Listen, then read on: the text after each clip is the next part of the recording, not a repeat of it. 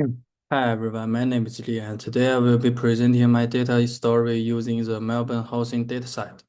This project explores how different factors such as location, property type, and building size affect housing prices across Melbourne. My audience today is the real estate industry and housing policymakers who might use these insights to understand pricing trends and affordability issues. Let's start with an overview of price distribution. The, this histogram shows how most property prices are concentrated between $500,000 and $1.5 million, with few extreme outliers above $3 million. The shape of this curve tells us the Melbourne market is right good, meaning luxury homes significantly rise the average price.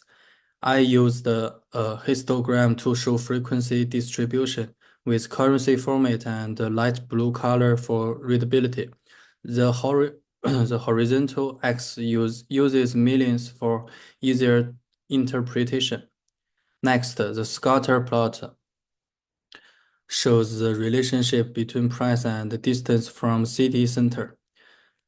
Each dot represents the each dot represents one property, and the gray trend lines shows a clear negative correlation.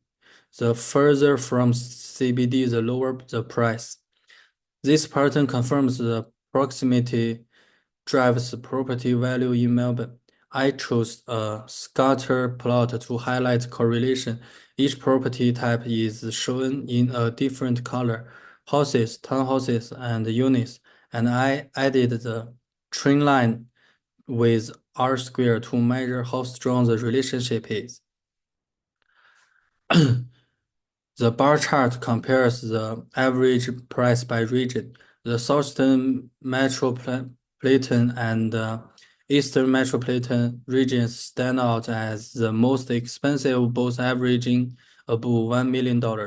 In contrast, Western and Northern regions have lower averages around $600,000 to $700,000, showing clear regional inequity in the housing market. I use the horizontal bar chart for easy comparison with a blue gradient to visually emphasize higher prices. Label and currency formatting improve clarity. The This scatter plot shows how building size affects the price. We can see a strong positive relationship. Larger houses generally cost more, and filtering out extreme outliers above 1,000 square meters, and the pattern becomes much clearer. I use the transparency about 60 percentage and smaller point size to handle data density. The trend line indicates an upward slope. Every additional square meter adds roughly $3,000 to $4,000 to property value.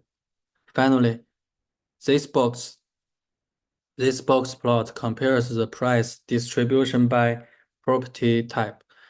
Houses have the highest median and widest range, while units are generally cheaper and less variable. This reflects the land value premium associated with standalone houses.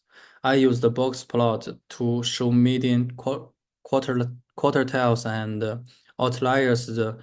The mean line and outlier points make the variation more interpretable for comparison. To summarize, my analysis shows three key insights. The first one is location matters. The price decreases as distance from CBD increases. Property number two is property type matters. Houses are most expensive. Units are most affordable. Number three is size matters. Large homes cost significantly more. Based on these findings, I recommend the policymakers focus on improving transport accessibility in outer regions and encourage higher density development near transport hubs to make housing more affordable. In designing this dashboard, I use consistent color schemes, clear labeling, and interactivity so that audience can filter by region or property type and easily explore patterns. Thank you for watching. This includes my Tableau story Melbourne housing market insights, and I hope these findings can support smarter housing policy and market understanding. Thank you.